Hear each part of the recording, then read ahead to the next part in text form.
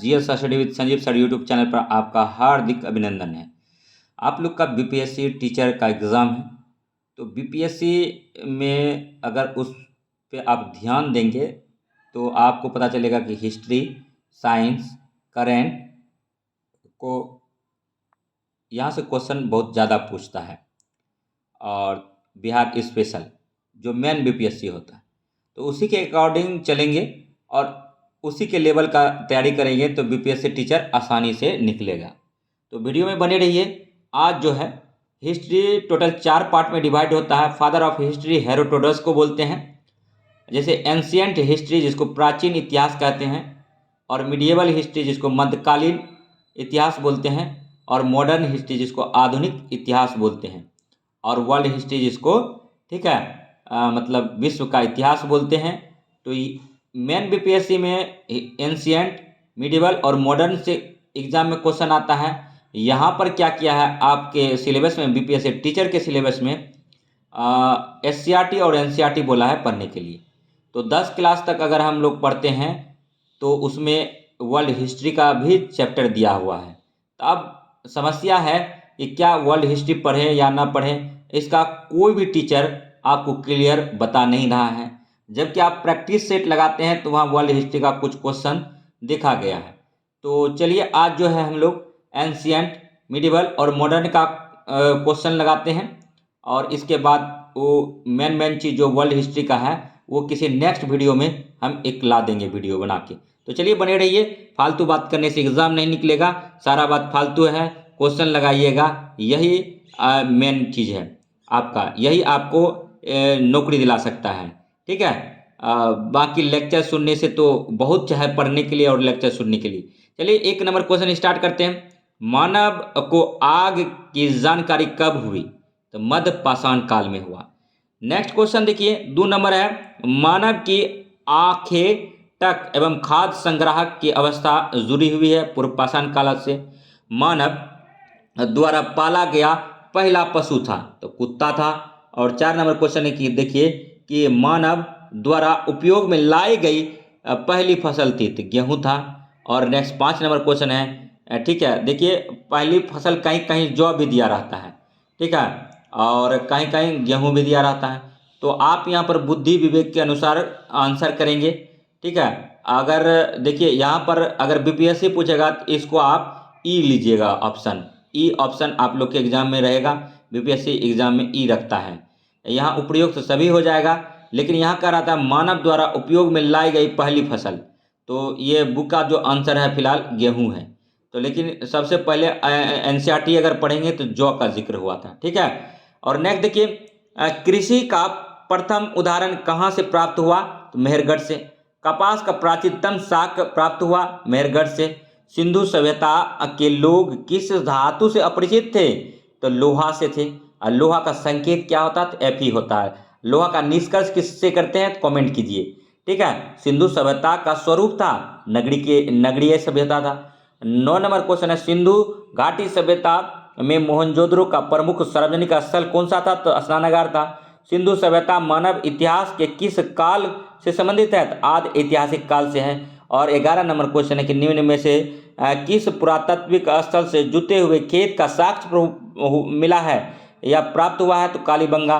और नेक्स्ट देखिए कि सिंधु सभ्यता में निम्न में से किस वस्त्र का साक्ष्य मिला है? तो सूती वस्त्र का मिला है। और प्रसिद्ध पशुपति मोहर कहाँ से मिली है? तो मोहनजोदड़ो से मिला है। मोहनजोदड़ो का शाब्दिक अर्थ क्या होता है? मृतकों का टीला होता है। और मोहनजोदड़ो नदी तट पर कौन सी सभ्यता बसी थी? तो सिंधु सभ्यता बसी थी। हड़प्पा पर रावी सभ्यता बसी थी हड़प्पा नदी पर, तो उनको भी याद रखेंगे, एक भी क्वेश्चन छोड़ेंगे नहीं। 14 नंबर, सिंधु सभ्यता केंद्रों से मेसोपोटामिया के साथ व्यापार किस मध्यस्थ बंदरगाह से होता था? तो ये दिल मुन से होता है।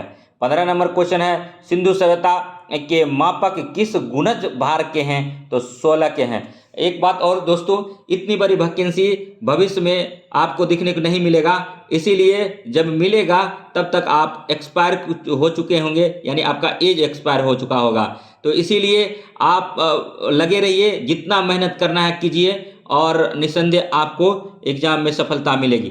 तो हमसे जुड़े रहिए और बाकी अपना पढ़ते रहिए। सभी टीचर से पढ़िए। चारों दिशाओं में आपको ज्ञान का भंडार है। सोशल नेटवर्किंग से जुड़ जाइए या आसपास पड़ोसी वगैरह से पूछिए। अगर वो नहीं बताता है तो आप जो जानते हैं वही उसको पढ़ा दीजिए। ज्ञान दान देने से ज्ञान और बढ़ता है और आपको आपका कॉन्सेप्ट क्लियर होता है। यहाँ चीज़ों को जितना रटेंगे वहाँ उतना परिपक्वता से जवाब दे पाएंगे, कन्फ्यूजन नहीं रहेगा। तो हर एक क्वेश्चन को आप अगर रट सकते हैं, रटने में माहिर हैं तो रट लीजिए, ठीक है। और 16 नंबर क्वेश्चन है, मोहनजोदड़ो की सबसे बड़ी इमारत कौन सी थी? तो अन्नागार था। निम्न पशुओं समूहों में से कौन सा समूह मोहनजोदड़ो की पशुपति मुद्रा पर अंकित है? व्याघ्र, हाथी, गेंडा, भैंसा। देखिए, रटंत विद्या तो अच्छी नहीं होती है, लेकिन अभी क्या कीजिएगा, समय बहुत कम है। एनसीईआरटी पढ़ने का, अब पढ़ते रहेंगे समझ में कुछ नहीं आएगा। जब तक एक व्यक्ति एनसीईआरटी को 5 से 6 बार नहीं पढ़ता तब तक उसका कुछ नहीं होने वाला है। एक तरफ पढ़ते जाइएगा, दूसरी तरफ भूलते जाइएगा, दिमाग में 30% भी नहीं रहेगा। इसका प्रमाण है, नहीं है तो आप पढ़ के देख लो, ठीक है। लेकिन वही है, क्वेश्चन जितना लगाओगे उतना फायदा है आपको। हड़प्पा ईंटों के नाप का अनुपात है तो 1:2:4। ऋग्वैदिक आर्य किसकी पूजा करते थे? तो प्राकृतिक की उपासना का। और वर्ण व्यवस्था का सर्वप्रथम विवरण कहाँ से प्राप्त होता है? तो ऋग्वेद के 10वें मंडल से। उत्तर वैदिक काल में विभाजन का आधार क्या था? वर्ण व्यवस्था था। पतंजलि का संबंध किस रचना से है? महाभाष्य से था। और पाणिनि कौन थे? तो व्याकरण विद्वान थे। थोड़ा सा स्पीड बढ़ाएंगे, नहीं तो नहीं कवर कर पाएंगे सिलेबस को। वैदिक समाज में किसका अस्तित्व था? तो पैतृक परिवार का था, प्राकृतिक पूजा का था और वर्ण प्रथा का था। प्रसिद्ध गायत्री मंत्र किस धर्म ग्रंथ में है? तो ऋग्वेद से है। सत्यमेव जयते उक्ति सर्वप्रथम कहाँ व्यक्त की गई थी? उपनिवेश शब्द में क्या था? और वैदिक काल में राजा को स्वेच्छा से दिया जाने वाला उपहार था तो बलि था। बलि क्या है? एक धार्मिक कर है। अनुलोम एवं प्रतिलोम किससे संबंधित है? तो विवाह से। और नेक्स्ट देखिए, 29 नंबर क्वेश्चन है, निम्न में से कौन सा वेद कर्मकांडों से विशेष रूप से संबंधित है? तो यजुर्वेद से है। और सुदास के विरुद्ध 10 राजाओं का युद्ध किसके नेतृत्व में लड़ा गया? तो विश्वामित्र।